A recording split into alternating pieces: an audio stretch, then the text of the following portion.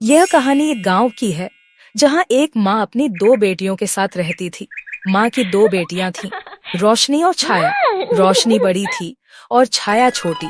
माँ रोशनी से बेपनाह प्यार करती थी, उसकी हर बात मानती थी, उसके लिए अच्छा खाना बनाती और नई कपड़े लाती। पर छाया के साथ माँ का सुलूक बिल्कुल अलग था।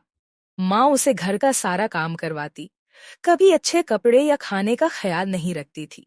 छाया का दिन भर काम करते करते गुजर जाता था। बर्तन धोना, कपड़े धोना, घर साफ करना और रोटियां बेलना।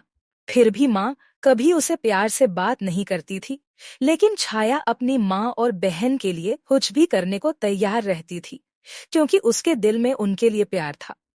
एक दिन छाया अपने दुखों से परेशान होकर पेड़ के नीचे बैठी रोने लगी।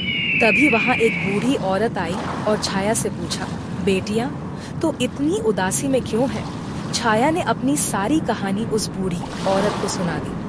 बूढ़ी औरत ने मुस्कुरा कर कहा, बेटा, तेरी मेहनत और सच्चाई का फल तुझे जरूर मिलेगा। फिर एक दिन छाया काम करते हुए जंगल के पास गई और वहां एक जादू का ताला मिला। उसने दरवाजा खोला तो उसे एक अजीब रोशनी दिखाई दी। अंदर एक परी थी जो कहा करती थी, जो भी यहाँ सच्चाई और शराफत से आएगा, उसकी सारी इच्छाएं पूरी होंगी। परी ने छाया को एक वरदान दिया, अब तू जो चाहे वो तुझे मिलेगा। छाया घर लौट आई और धीरे धीरे उसकी जिंदगी बदल गई। उसका काम कम होने लगा और माँ का व्यवहार भी अचानक बदल गया।